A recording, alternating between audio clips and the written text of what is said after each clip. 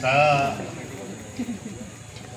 tanang opisyal na nakakaroon sa lungsod sa Kalapi nga nitambong sa tanang kawani PNP opisyal sa lungsod, mga kagawad, mga empleyado, mga bisita o nagtambong karon sa itong pagselebrar sa 126 anniversary sa Independence Day sa atong nasod sa Pilipinas.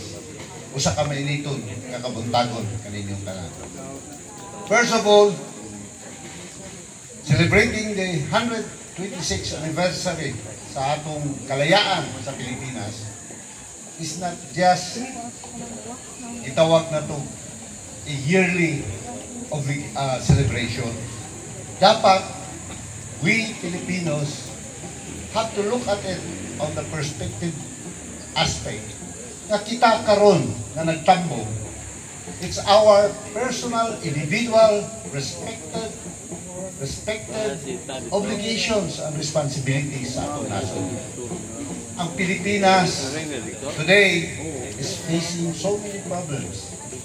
Doon na tayo problema sa West Philippine Sea. Doon na tayo problema internally, economically, and politically. Daghan kayo gyatubang ang atong nasod. After 126 years, maulang gyapon. Wa kita mabanti o kusog compared to other Asian and other nations. It's about time na kita matakusakan nato. Mubarog, dili lang kay kita dunay kalayaan, dunay demokrasya, kung dili usab. It follows our obligations and responsibilities. And what are these obligations and responsibilities? First, it should not be our personal interest will prevail. It should be the interest of the nation na atong tan-awon. To the entire nation, including our municipality, provinces, barangays, tanan. Atong ipalabi ang unsay kaugmaon, unsay kalambuan, nga mahimo sa atong gipuy-anan, sa atong syudad, nga kita responsible enough as being official, as being a mere citizen. Simple na gyud kayo kaning gihatag nato nga independensya. It's up to us kung usaon nato pagpa-develop, pagpa-improve ang atong kahimtang. We Filipinos are the one responsible to this. It's a challenge among us. Dili ta nga ug natay obligasyon tawagon pa kay wa diha moabot late.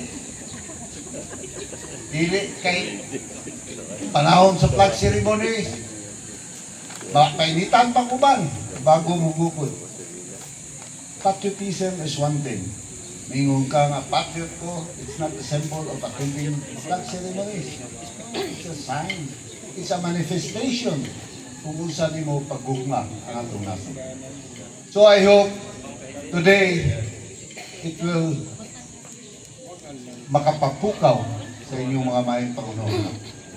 Set aside the personal interest.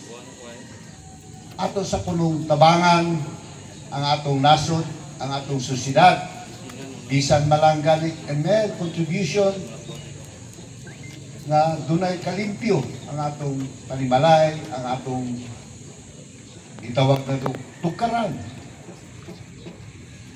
Let's share atong ipakita ang atong effort that we Filipinos in a short time dapat ma-over nato ang atong kalisod, ang atong pagkulang sa atong pagpangga sa atong nasod. We have only one nation, Pilipinas.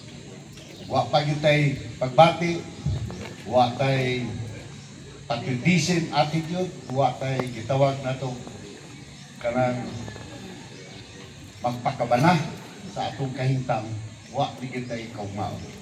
So I hope a mere citizen, a mere employees, whoever you are, let's come together, let's stand together para ang kaugmaon sa atong nasod malambuhon o dunay kay kaugmaon sa nato.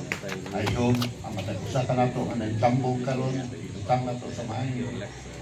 Panghuna-huna ang atong responsibilidad, dili lang sa atong paglingong panimalay, kung dili usab ang atong responsibilidad responsibilidad sa atong nasod kung saon palambo kung saon pagpa-settle tunay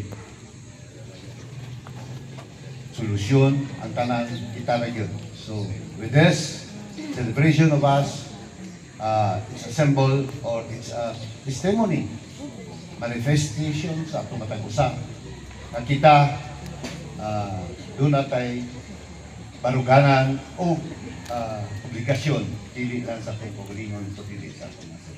Daghang salamat ug may buntag sa inyo.